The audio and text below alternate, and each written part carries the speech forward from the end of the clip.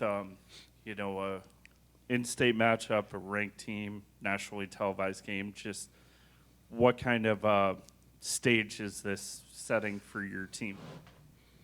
Oh, I don't know that it gets much bigger. Probably, it's an exciting thing to be a part of, and we're proud that this game has become part of the Cyhawk series, part of the rivalry, part of such a great way to showcase the state, the fans, the game. So I think it's probably one of those kind of games that when you're a little kid, you're shooting in the driveway and you play in these kind of games, and Wednesday night they get to play in one. So it's a tremendous challenge, obviously, but that's hopefully, if you're a competitive person, that's what you want. So it should be fun.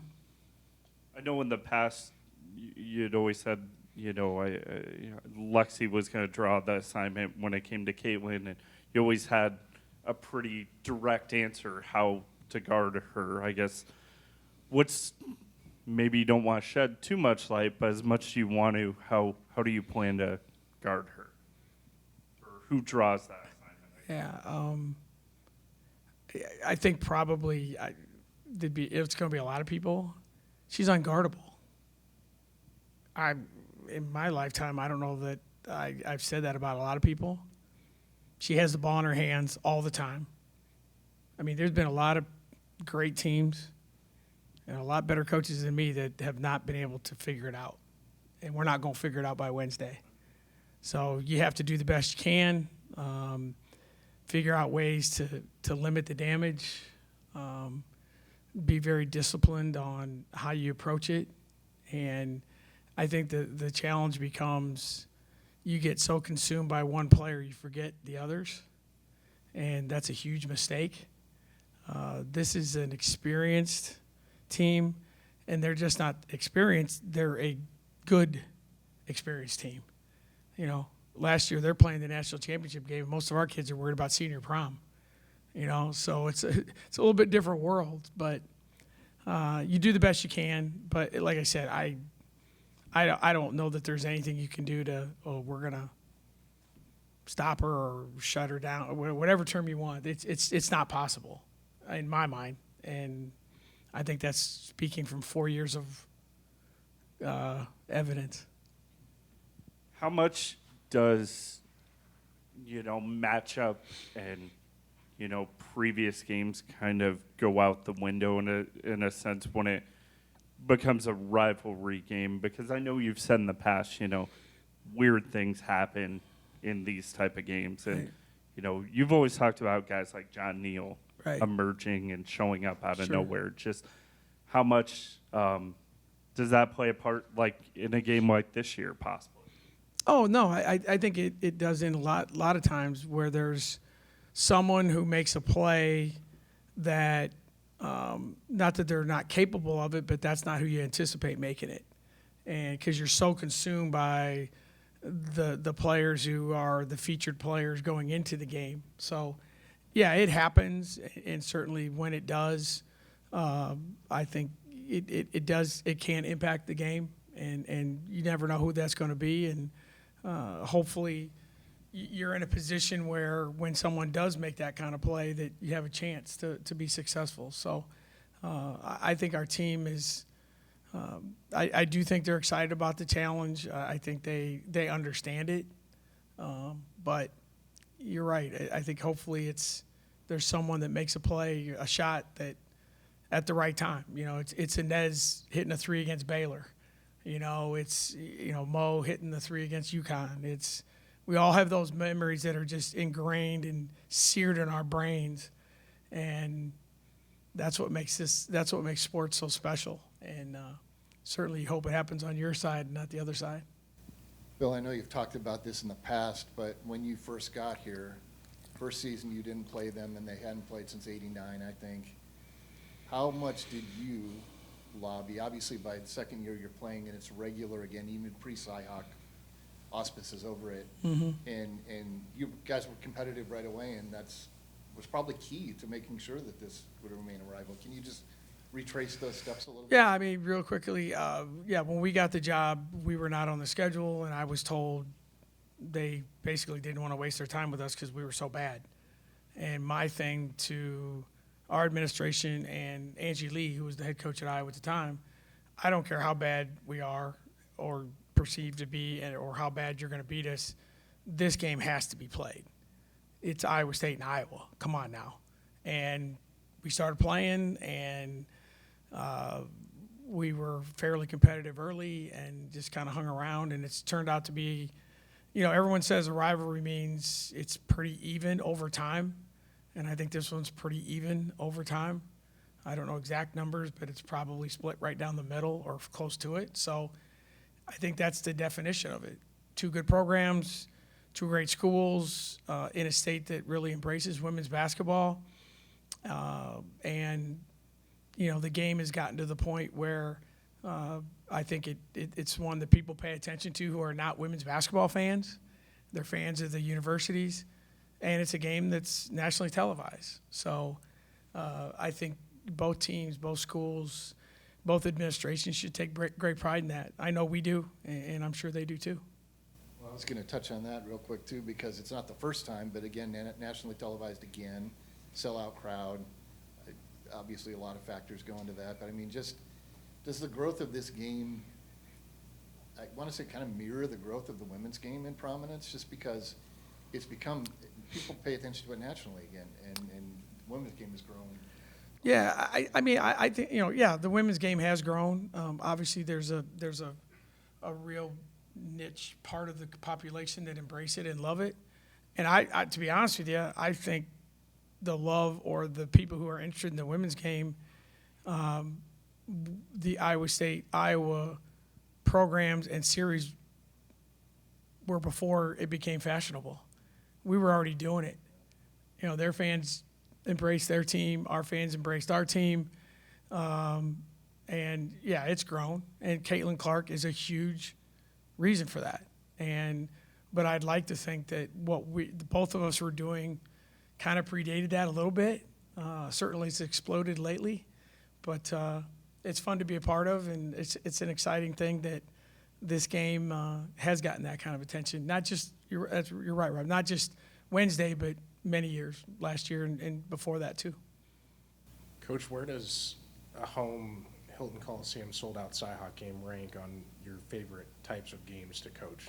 I guess I know there's a ton, but oh yeah, I think for us these are the, again, whether you're a huge women's basketball fan or not, being involved in these things is a lot of fun. The energy leading up to it, the game, all that stuff is why you coach and why you play, and the idea and the opportunity to, really have a 2-hour infomercial about your school, about your fans, about the state. That's a pretty cool thing to be a part of, and especially when, I don't want to bore everyone, but when I leave my office every day, the box score of my first game is on the wall. It's the last thing I see when I leave my office. And when the first game you coached, you had 311 people, and now you're talking about sellouts and TV, and it's that journey's been surreal, and I don't even know I'm not smart enough to even figure out what the word would be, but it is fun to be a part of, and it's probably more fun for everyone but the coaches, probably. But no, it's seriously, it's cool, and we're going to enjoy every minute of it. then how integral is Nelly and Audie going to be on Wednesday, especially the post play and all that? Yeah, post play is always important. This game gets historically very physical. We need to be able to score on the block. We need to be able to anchor our interior defense.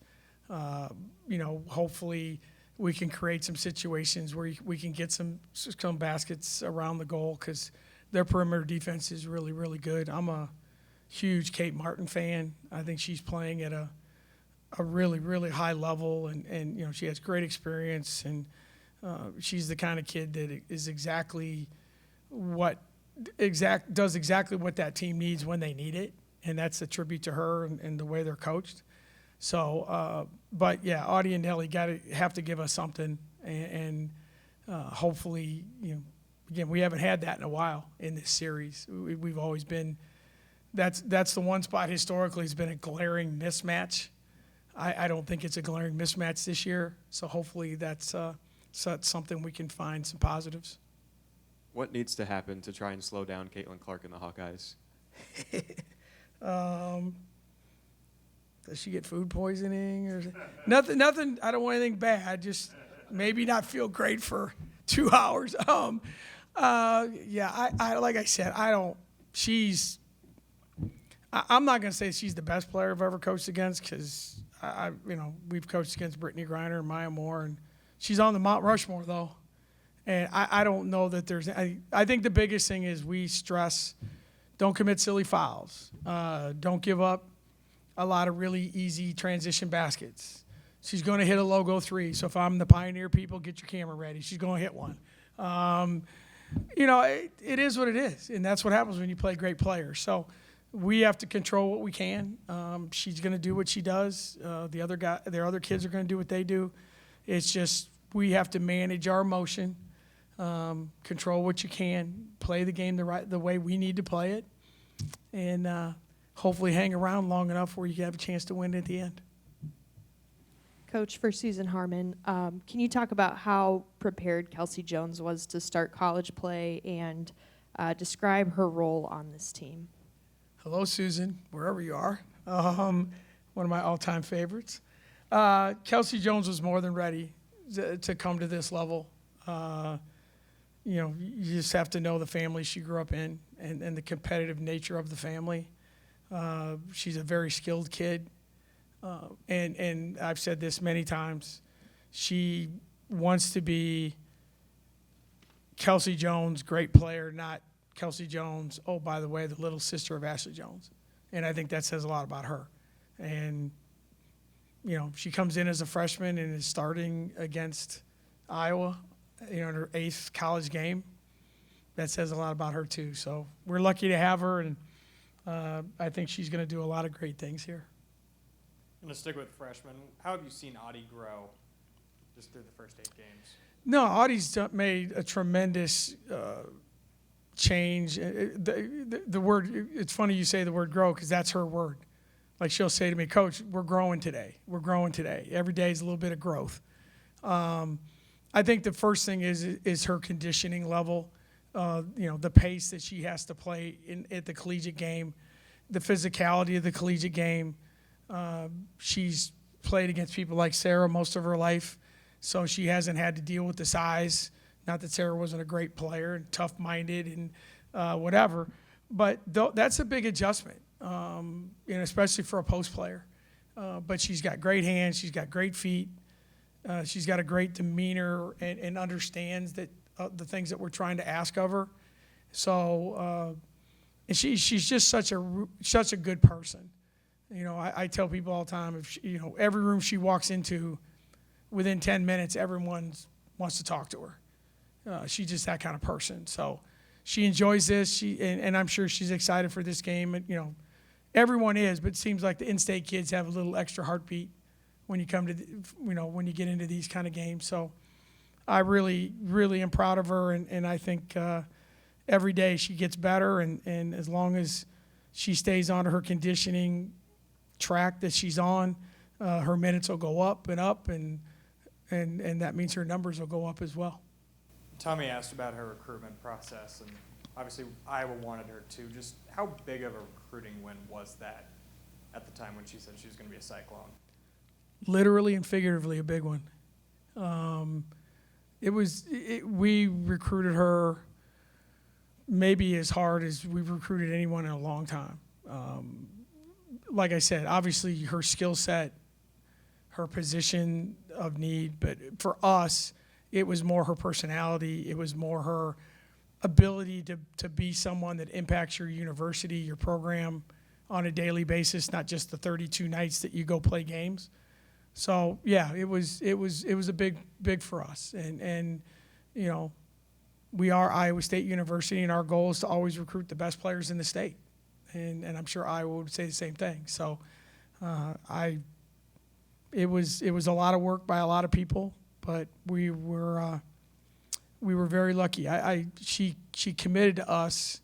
We were on vacation with my grandkids at Disney World, and there was a Zoom call, and she committed to us. And I don't know if my grandkids were happier to see Mickey Mouse or me to get that call. So that was a pretty good night in the family house. And the grandkids got even more than they would have gotten the next day because Grandpa was in a pretty good mood. So we're lucky to have her. She's a phenomenal kid, and I think she's going to be a great, great basketball player at Iowa State.